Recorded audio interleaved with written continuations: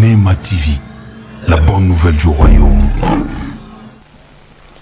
Bonjour, bonjour, chers fidèles téléspectateurs de l'émission sur Neema TV, la jeunesse chrétienne dans l'actualité. J'espère que tout le monde va bien. Alors aujourd'hui sur le plateau, nous allons recevoir le prophète Maximinaire, bien évidemment, qui va se présenter tout seul. Bonjour, prophète Maximinaire. Bonjour, ma soeur. Je suis le prophète Maximinaire de l'église Shekinah Cathédrale en Belgique. Oui, prophète Maximinaire de l'église Shekinah Cathédrale en Belgique. Shekinah Cathédrale en Belgique. Pourquoi le prénom Maximinaire? Maximinaire signifie maximum de lumière. C'est une révélation que j'ai reçue de la part du Seigneur Jésus-Christ et qui était confirmée par un autre serviteur de Dieu. Ok, d'accord.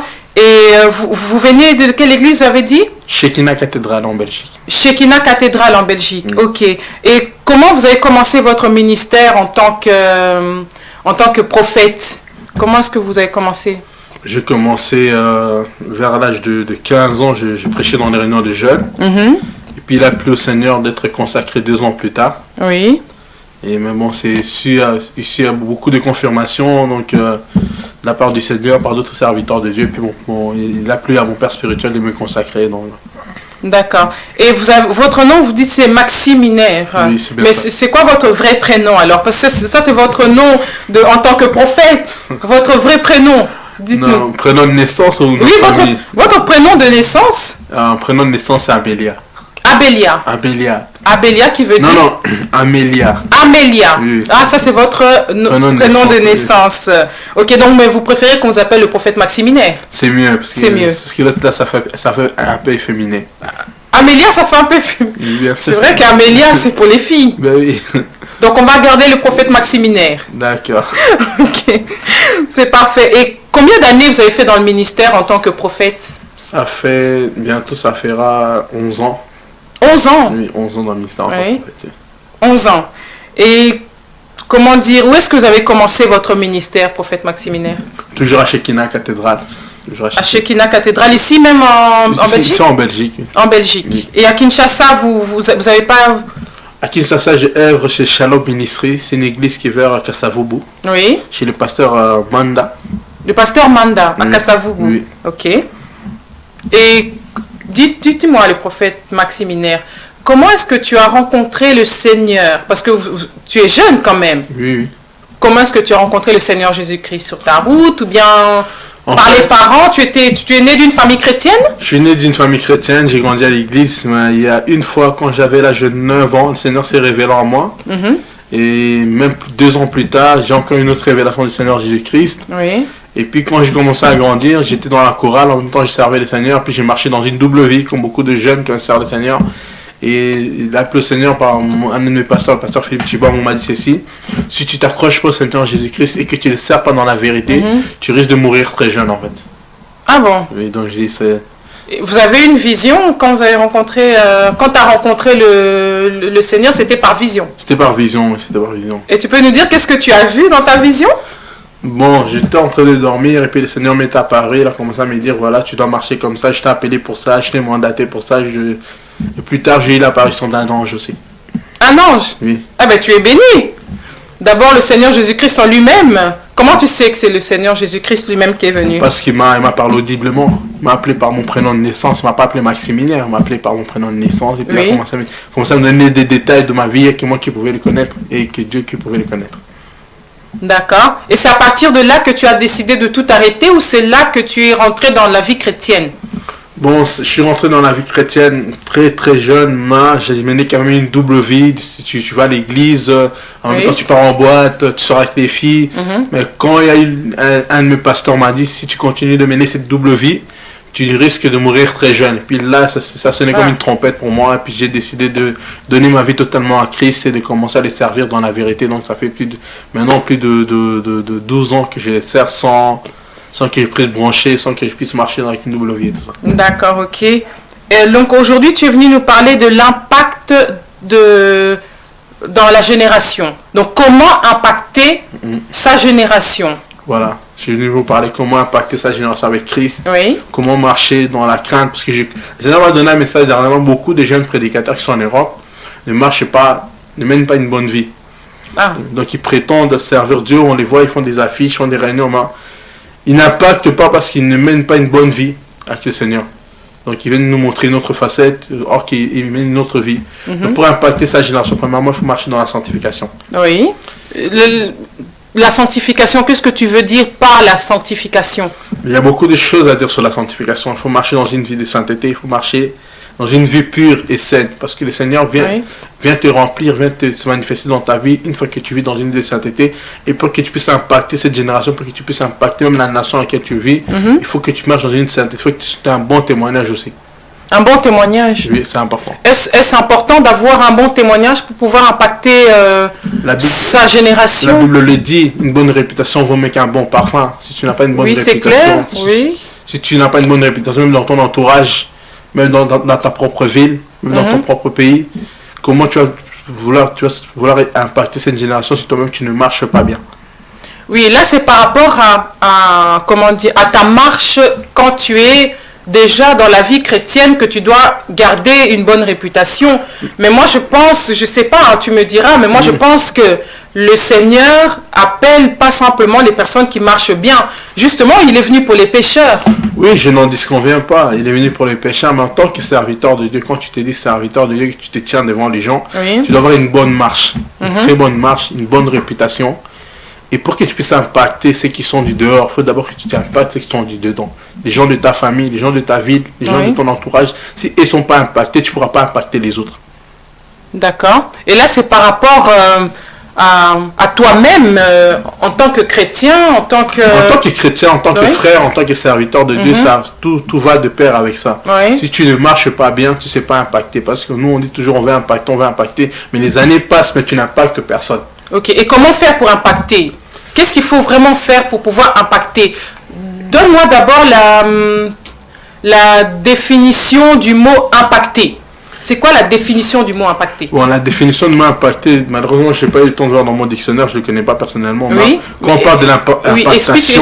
Explique-nous avec tes mots, impacter. Oui, quand on parle de l'impactation, tout ça, c'est que on doit...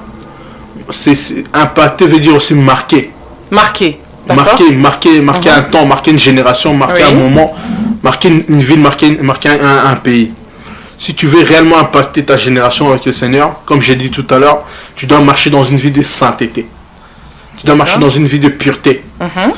Et puis quand tu veux réellement l'impacter, il faut que ta vie soit un bon témoignage vivant. D'accord. Et puis quand tu te mettras devant les gens pour annoncer, l'esprit va se manifester et les gens seront impactés. Parce que toi-même, tu vis dans une vie de sainteté. Donc, impacter, c'est le fait de toucher les personnes. Voilà, c'est de toucher vraiment cette personne pour que cette personne-là change de vie, pour qu'il puisse donner leur vie au Seigneur Jésus-Christ.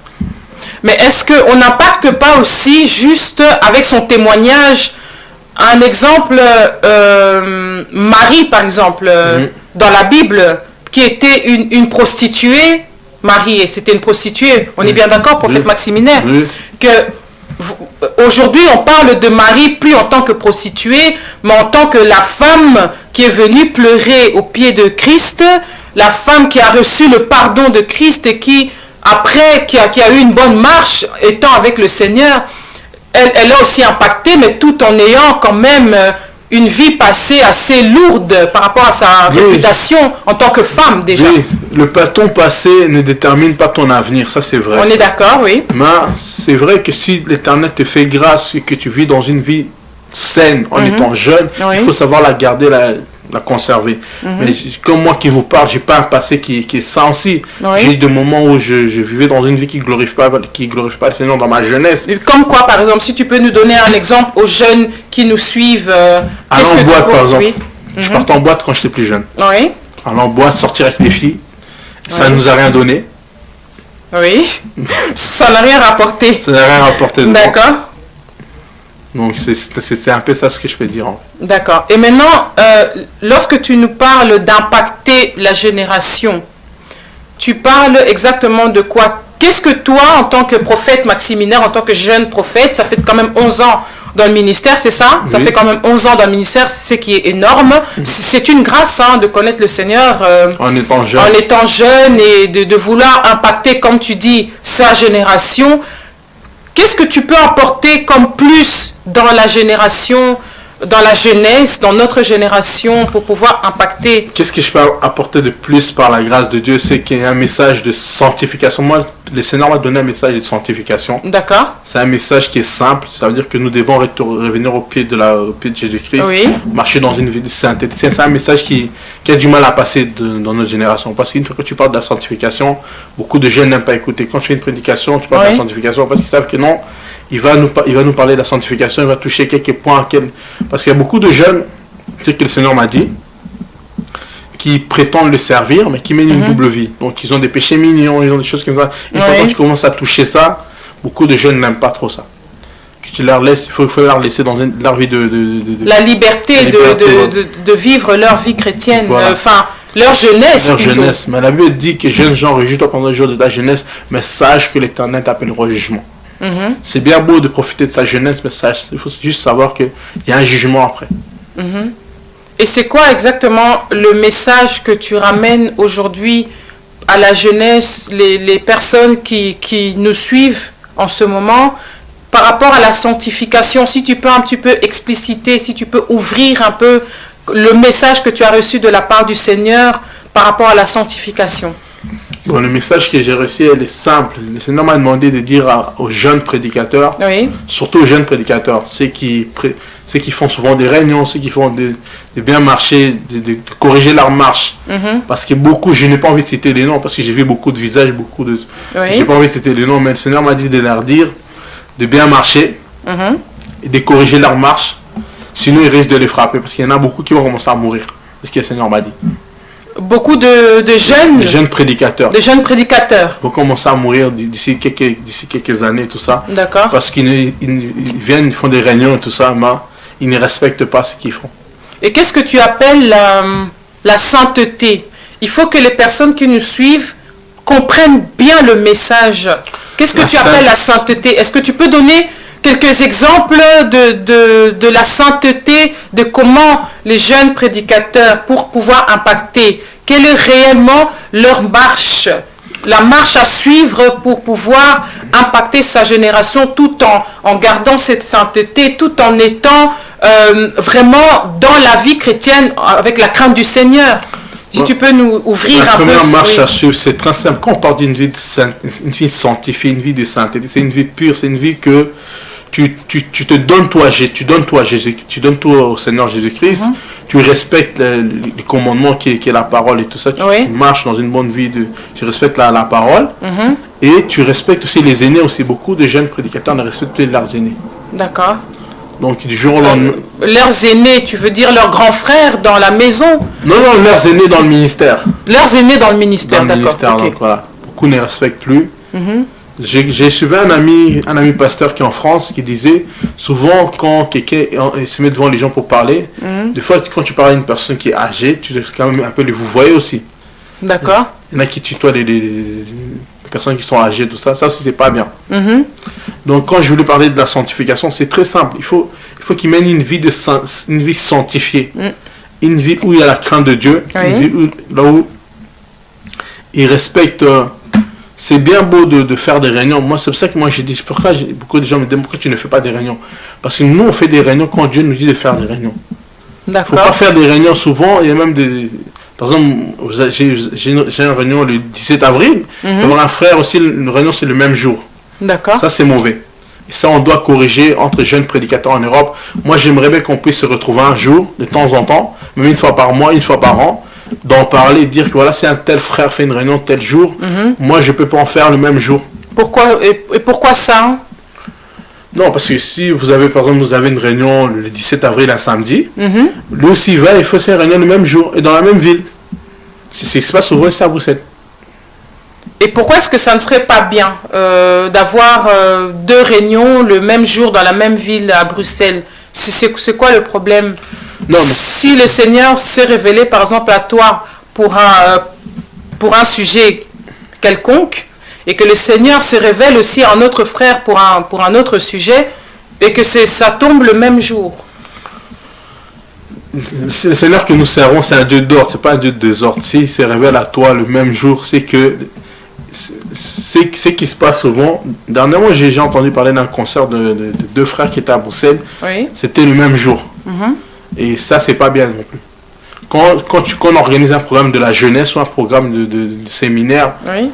si moi je fais par exemple un programme le 17 avril, je mets déjà les affiches et tout ça 2 ou 3 mois en avance et tout ça, et tu vas voir le même jour un autre frère aussi fait le même programme à la même heure. C'est pas bien. Par rapport à quoi? Non, mais c'est pas bien parce que le frère qui a déjà programmé sa réunion et tout ça, il s'attend qu'il y aura des gens qui vont venir. Mais les gens ne viendront pas parce qu'ils vont se dire il y a 2 programmes le même jour, il y en a qui vont aller chez X, il y en a qui vont aller chez Y, c'est pas bon du tout. Parce que Dieu qui nous servons, c'est un Dieu d'ordre, c'est pas un Dieu de désordre. Donc, si j'ai bien compris, pour toi, tu aimerais que faire un regroupement pour un seul service, si j'ai bien compris. C'est ça en fait, pour un seul service. Mais maintenant, dans la chrétienté d'aujourd'hui, la plupart des personnes ils font leur truc en solo. Telle église vont faire ceci, telle église vont faire cela. Ils ne se mélangent pas pour autant pour faire un programme ensemble.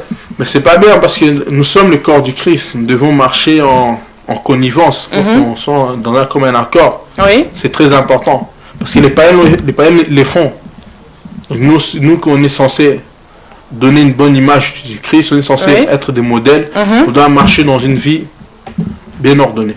Donc, pour toi, un séminaire sur Bruxelles pour tout le monde? C'est possible. Oui, c'est possible, mais ça serait très bien même. C'est quelque chose de bien. Mais est-ce que c'est le message que tu veux apporter à cette génération que les gens soient un? C'est ça ton message. Moi, le message que j'ai apporté à cette génération, c'est qu'on puisse servir ces dieux-là avec unité. Avec unité, donc c'est l'union. L'union. D'accord. Comme on est dans un pays, la Belgique, ici, la devise, c'est l'union fait la force. Et nous, quand on sert le Seigneur, on doit marcher dans l'union, avec l'unité. On doit marcher dans une vie de sainteté, une vie de pureté. Et c'est là que le Seigneur va se manifester. C'est là qu'il y aura que, voilà, on attend qu'il y ait des morts qui sont ressuscités. Ça va arriver. C'est dans l'union. C'est dans l'unité. Dans l'unité. Dans l'unité chrétienne. Dans l'unité chrétienne. Et toi-même, en tant que prophète, qu'est-ce que tu fais pour que ces unions puissent se faire en tant que jeune prophète? Parce qu'il y a quand même beaucoup de jeunes prophètes, de jeunes prédicateurs. Oui. Nous, on a un mouvement qui s'appelle le Mouvement évangélique international Flamme de Feu, qui est dirigé par le prophète Joan Marc, que j'ai salué de passage. Et dans ce mouvement, on réunit de jeunes prédicateurs, on se voit de temps en temps. Et dans ce mouvement-là, on se réunit. Et très bientôt, on va commencer aussi des programmes par rapport à ce mouvement. D'accord. C'est un mouvement de jeunes prédicateurs.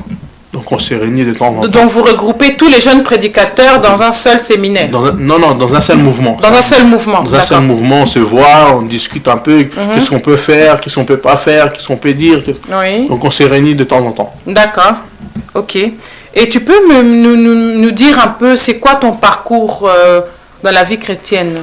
Mon parcours, j'étais choriste, j'étais modérateur, j'étais intercesseur. Donc je suis passé par beaucoup de services à l'église. Oui.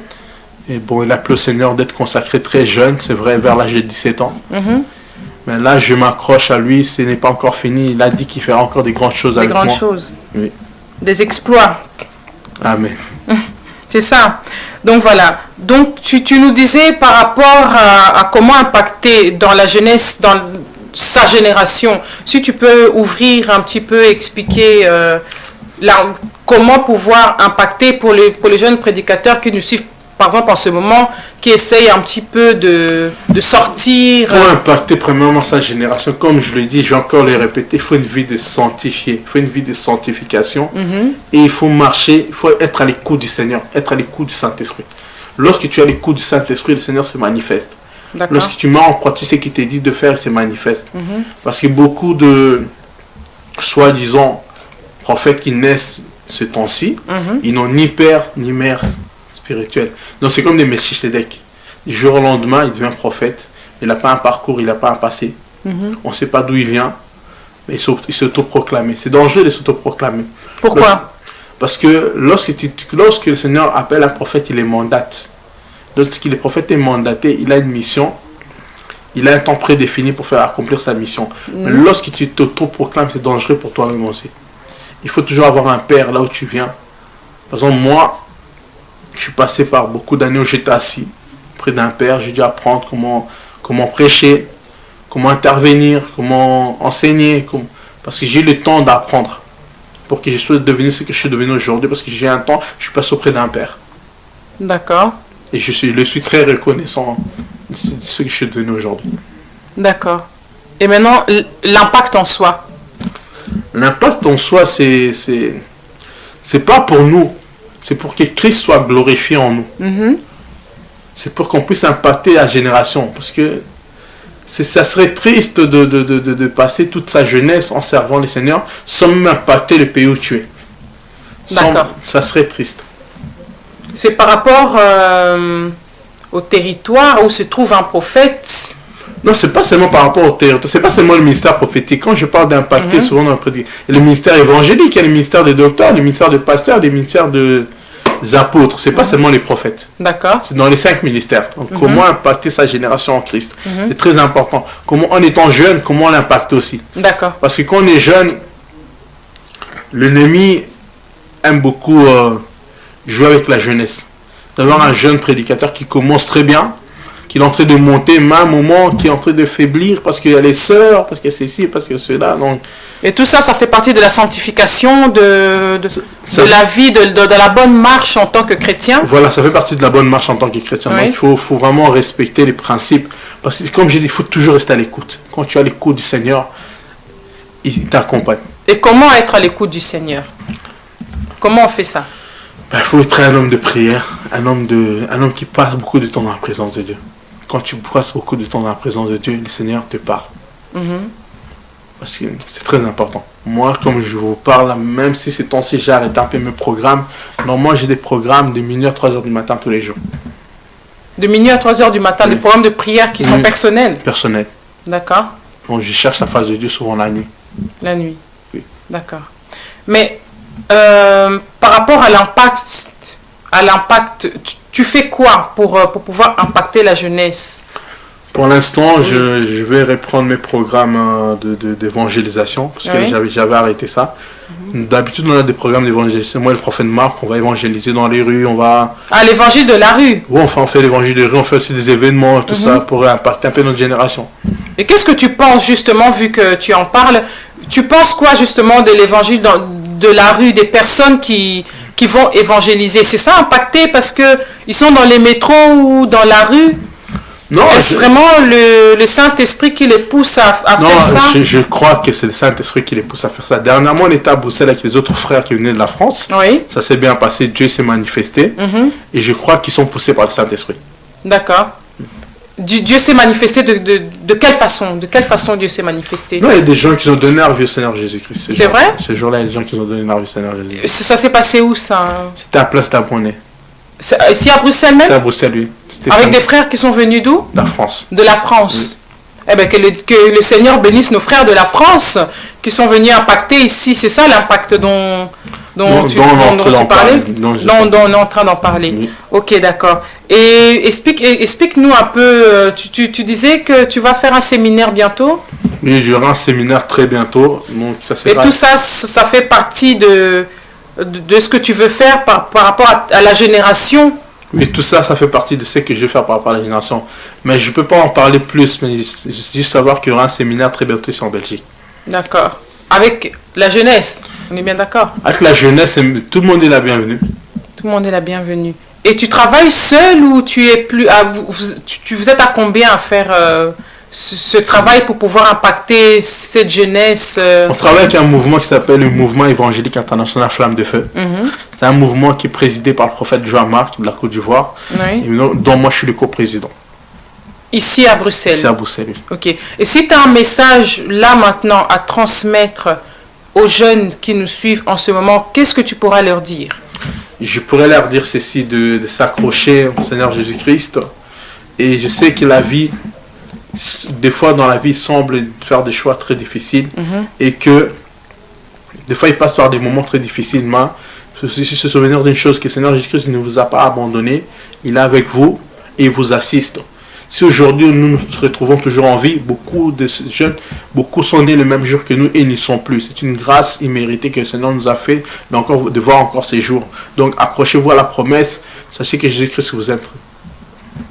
Ok. Et maintenant, par rapport à ce dont tu es en train de parler, par rapport toujours à l'impact, comment impacter la jeunesse, qu'est-ce que tu pourras donner comme conseil aux jeunes prédicateurs qui nous suivent en ce moment ou qui vont éventuellement nous suivre? Quel est le message que tu pourras leur transmettre, un conseil en tant qu'ancien déjà dans le ministère? Quel est le conseil que tu pourras leur donner? Comment impacter la jeunesse? Comment faire les choses? Parce que là, tu parlais de la sanctification, de la vie de consécration. Peut-être qu'il y a des jeunes qui ne savent pas exactement comment faire pour garder sa vie de sanctification. Qu'est-ce que tu appelles déjà sanctification? Qu'est-ce que tu appelles consécration? Comment le faire? Si tu peux expliquer en quelques mots. Bon, une vie de sanctifié, une vie saine, c'est une vie... Avec des exemples si possible. Oui, bon, c'est une vie... Si par exemple dans le passé, tu prenais de l'alcool et qu'une fois tu as appelé au Seigneur Jésus-Christ, c'est une chose que tu ne peux plus prendre. Si dans le passé, tu faisais des choses qui ne glorifiaient pas le Seigneur, une fois que tu as appelé, tu ne peux plus le faire. Ça, c'est plutôt dans la sanctification. Et dans la consécration, c'est une vie où tu te donnes au Seigneur Jésus-Christ. Donc tu passes du temps dans sa présence, c'est très important. Pour que le Seigneur se manifeste comme l'Esprit te l'a dit, il faut que tu passes du moment dans sa présence. Parce que sa présence vaut mieux que la vie. Ok. Mais maintenant, le problème qui est là, tu es d'accord avec moi que cette jeunesse est quand même confrontée à beaucoup de choses. Parce que tu as facile à dire que tu pries de minuit à 3 heures du matin. Oui. Maintenant, avec ce que nous avons, les réseaux sociaux, les amis, le ceci, le cela, parce que c'est vrai, on est jeunes chrétiens, mais on a quand même une vie en dehors de notre marche chrétienne, dans le sens où on va au cinéma, on a des amis, on a des loisirs. Tu faisais du foot? Moi, je faisais du foot dans le haut niveau ici en Belgique, dans le passé. Dans le passé, mais tu étais chrétien, parce que ça fait quand même 11 ans dans le ministère. Oui. Comment est-ce que tu as géré en tant que sportif. En tant que sportif, oui. Comment est-ce que tu as géré cette vie-là et gardé ta vie de sanctification? Comment est-ce que tu as fait? Non, c'était pas chose facile, mais j'ai un bon père qui me suivait, qui me donnait des conseils et qui est toujours là, qui me donne toujours des conseils. Donc c'est grâce à ces conseils que je suis aussi devenu ce que je suis aujourd'hui. Grâce au conseil de quelqu'un qui te suivait, mais il y a quand même pas mal de personnes qui n'ont pas de suivi, mais qui veulent vivre cette vie de sanctification tout en profitant de la vie. Parce qu'on est d'accord que la vie, c'est ici que ça se passe. On va pas aller au cinéma au ciel. Mettons-nous d'accord. Donc tout se passe ici. Notre jeunesse, en tant que chrétien, on la vit ici-bas. Maintenant, comment gérer le tout, même lorsqu'on n'a pas un suivi ou un père spirituel? Comment gérer ça? Tout le monde a un père spirituel. Tout le monde a un père spirituel. Tout le monde a un père spirituel. On a tous des pères biologiques, mais on a tous des pères spirituels. Donc, comment gérer ça? Premièrement, il faut bien le planifier, le temps. Il faut bien planifier son temps. Parce que le temps, il faut le gérer. Parce qu'il ne faut pas gaspiller son temps. Le temps, c'est tellement précieux. Il faut bien planifier son temps. Par exemple, à cette heure-ci, je dois être à l'école. Après l'école, je dois aller au sport. Après le sport, je dois aller à l'église. Oui. Donc, il faut bien planifier son temps. Si tu planifies bien ton temps, ça ira. Bien planifier son temps. Et maintenant, la prière, quelle est la place de la prière dans un planning d'une personne qui fait par exemple du foot ou de la danse ou qui aime bien sortir tout simplement les week-ends? Quelle est la place vraiment de la prière? Est-ce si important de prier 3 heures du temps, 6 heures du temps pour pouvoir rester constamment dans la présence du Seigneur? Tout dépend de la personne, c'est que cette personne attend du Seigneur. Tout dépend de l'attente. Parce que moi, je suis une personne qui attend des grandes choses avec le Seigneur. Le Seigneur m'a promis des grandes choses dans mon ministère. D'accord. Donc, pour que j'active ces grandes choses-là, il faut que je me consacre aussi beaucoup pour lui. C'est-à-dire que tu te consacres beaucoup. Est-ce que tu travailles, tu as d'autres occupations? Oui, j'ai d'autres occupations à part le ministère, j'ai d'autres occupations. Ok, ça serait bien tu fais quoi en dehors du ministère? Je travaille dans la communication. Tu travailles dans la communication. Donc, tu as quand même toute une journée au travail. Oui, j'ai quand même toute une journée au travail, mais des fois je prends des congés, des fois donc voilà. Dans ta journée, tu pries pas tout le temps quand même? Non, je prie le matin avant d'aller, quand je me réveille le matin, avant de prendre ma douche, je prends le temps de prier. Ensuite, je prends ma douche, je pars au travail. Quand je reviens le soir, je prie un peu. Et puis, tous les jours, comme je vous l'ai dit, de minuit à 3 heures du matin, je prie. Ça, c'est un sacrifice personnel que tu fais. Oui. Mais tout le monde ne peut pas faire ce sacrifice-là après le travail, prier de minuit à 3 heures du matin alors que tu dois travailler le lendemain. C'est un peu difficile. Comment maintenir une vie de prière? C'est quoi réellement une vie de prière? Est-ce le fait de prier longtemps, c'est une vie de prière? Non, en fait, la prière, la prière qui a une bonne efficacité ne dépend pas de la durée. D'accord. Ça dépend juste de la présence, et de, comment dirais-je, je l'ai déjà mis une fois sur Facebook, j'ai dit, la durée d'une prière, c'est pas celle-là qui est prédéfinie que c'est une bonne prière. Mm-hmm. Tout dépend tout dépend de la présence de Dieu, tout dépend de ce que tu dis, ce que tu fais quand tu pries. La durée n'est pas tellement importante. La durée dans la prière n'est pas vraiment important. C'est pas important. Ok, tu mais peux prier 5 minutes, Dieu te bénit aussi. Tout à fait. Là, tu nous parles de la présence de Dieu. Comment savoir que Dieu est présent lorsque tu pries, même si tu ne prends que 5 minutes, même si tu prends 1 heure? Comment savoir que, même si je n'ai que 5 minutes à consacrer dans ma journée au Seigneur, qu'il est réellement là? Parce que tu le sais, tu le sauras. Lorsque tu prieras, l'Esprit attestera, toi tu es dans sa présence, tu le sauras. Si tu es sensible à l'Esprit, tu le sauras. Et comment être sensible à l'Esprit, justement, vu que tu en parles? Comment être sensible? La sensibilité, comment l'avoir? Pour ceux qui ne savent pas, hein, comment avoir cette sensibilité-là? Comment savoir si tu es sensible ou pas? Quels sont les signes? Il y a quand même des signes. Il y a des signes manifestes, il y a beaucoup de signes qui sont manifestes, comme lorsque tu pries. Moi, je suis toujours habitué de demander au Seigneur lorsque je prie des signes. D'accord. Seigneur, je vais voir ceci, je vais faire cela. Il se présente en moi, il me fait montrer ces signes. Et tu sais pas nous dire quels sont les signes que le Seigneur te montre, que toi tu sais que il est là? Par exemple, des fois, je demande, Seigneur, je veux que tu te manifestes dans tel domaine, par exemple, pour le choix d'un conjoint, par exemple. Si je choisis une personne, si je demande au Seigneur, je veux ça comme signe, ça comme signe. Et si le Seigneur me montre les signes que j'ai demandé, je continue avec la personne. Mais si le Seigneur ne me montre pas de signes, j'arrête toute la relation avec la personne. Là, c'est avec le temps.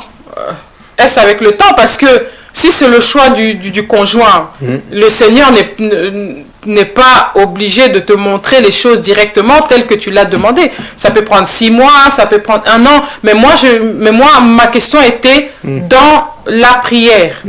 Lorsque tu pries, si tu as un minimum de temps à consacrer, par exemple aux choses dont on est en train de parler, par exemple le travail, les occupations qui est autre que dans la vie chrétienne, lorsque tu pries, comment savoir que réellement Dieu est là? Comment est-ce que nos frères peuvent savoir que c'est vrai, tu nous as dit que la prière fervente, la vie de prière ne dépend pas du timing, on est d'accord, mais comment savoir que dans le timing, que ça soit 5 minutes, que ça soit 1 heure, que ça soit pendant toute une nuit comme tu le fais de minuit à 3 heures du matin, c'est quand même énorme pour quelqu'un qui travaille le lendemain matin. Tout le monde ne peut pas faire ça. Tu viens de me dire que le temps ne compte pas dans la vie de prière, mais c'est plutôt la présence de Dieu. Alors, comment peut-on savoir que Dieu est là, même lorsqu'on ne constate que 5 minutes? Tu m'as parlé des signes. Quels sont les signes? Il y a beaucoup de signes. Il y en a qui demandent des signes personnels. Il y en a qui disent, Seigneur, je veux que tu te manifestes comme ça, je veux que tu montres tel signe. Ça dépend de la personne, comme je l'ai dit. Moi, il y a des signes que je demande. Je veux une visitation angélique. Je veux ces signes. Je veux des grandes choses. Je veux que tu te manifestes quand je prie. Je veux que tu te manifestes quand je fais une émission. Je veux que tu te manifestes, que tu m'accompagnes. Je veux tel signe. Et le Seigneur se manifeste. Ça dépend de la personne. Quel signe la personne désire. Par exemple, il y a d'autres personnes qui demandent, Seigneur, je veux une visitation angélique. D'accord. La personne peut en train de dormir et les anges qui viennent le visiter. En train de prier, souvent il y a des prédicateurs qui souvent quand ils prêchent, ils disent je vois des anges se manifester. Ça dépend de la grâce que la personne a reçue en fait. Ok, mais et lorsque tu pries et que tu ne sens rien, est-ce que c'est pour ça que Dieu n'est pas là? Lorsque tu ne sens rien, lorsque tu n'as aucun signe, même si tu pries pendant 1 heure, il peut arriver que tu pries pendant 1 heure, 2 heures, 3 heures du temps, et qu'il n'y a pas de manifestation spécialement tout autour de toi. Cela ne veut pas dire que Dieu n'est pas là. Dieu est toujours là. Même dans son silence, il est là. Même quand il ne se manifeste pas, il est là. Oui, parce que c'est très important. Parce que lorsque quelqu'un prie et qui demande un signe et que le Seigneur ne se manifeste pas. Ce jeune chrétien peut croire que ses prières n'ont jamais été entendues si on suit ce que tu dis. Ok? Donc c'est très important d'appuyer sur... C'est vrai que le temps n'est rien dans la vie de prière, mais c'est le fait d'avoir un rythme de prière, que ce soit 5 minutes, que ce soit 1 heure, que c'est ce que vous êtes en train de nous dire. Donc un temps bien prédéfini, donc prendre du temps à chercher sa présence, prendre du temps à vivre dans sa présence, c'est très important. Lorsqu'on vit dans sa présence, le Seigneur se manifeste et nos vies sont changées. Ok, d'accord. Et ça compte aussi dans comment impacter sa génération. Parce qu'un homme qui est un homme de prière, un homme qui se consacre à la prière, ça impacte sa génération. Comment? Juste par cette présence de Dieu ou parce que la personne vit dans la sanctification? La sanctification, la présence de Dieu, le fait de demeurer dans sa présence, lorsque que tu es un jeune prédicateur, tu viens devant les gens pour prêcher, le Seigneur se manifeste parce que tu les cherches en privé. Mais si tu les cherches pas en privé, comment tu veux qu'ils se manifestent en public? D'accord, c'est vrai. Mais lorsque tu parles d'impacter ta génération, les personnes qui sont impactées, qui sont touchées par ton message, doivent-ils te suivre dans ton église? Ou pas tout simplement... Pas forcément. C'est pas obligé qu'ils me suivent dans mon église. Oui. Ils peuvent aller dans n'importe quelle église où le Saint-Esprit leur touchera. Ils peuvent aller, il n'y a pas de problème. Ok.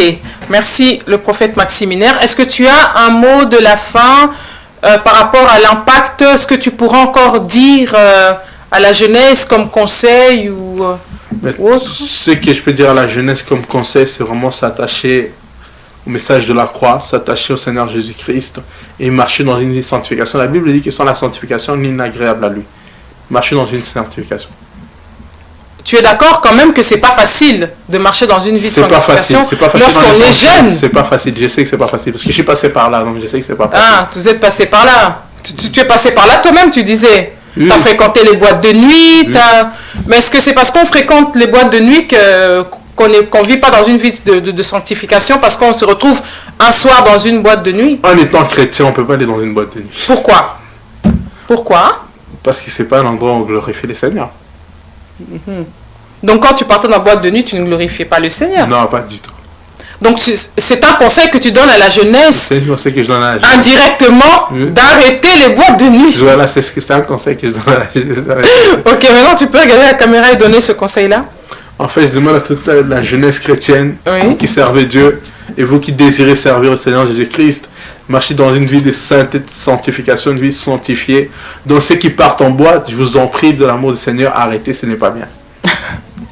Merci, prophète Maximinaire. Donc voilà, nous sommes arrivés à la fin de notre mission, la jeunesse chrétienne. Si vous avez des questions, je vous remets toujours à notre chaîne mère qui est Neema TV sur le Facebook ou sur www.neematv.org. Vous pouvez toujours nous joindre et poser vos questions pour ceux qui veulent participer. Que ce soit les publicités ou vous voulez faire passer un message ou un témoignage, vous pouvez nous joindre sur Neema TV, notre Facebook, c'est la chaîne mère.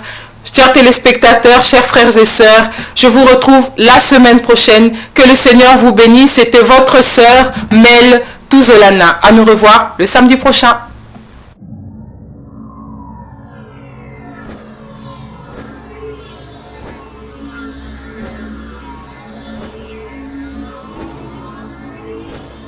Neema TV, la bonne nouvelle du royaume.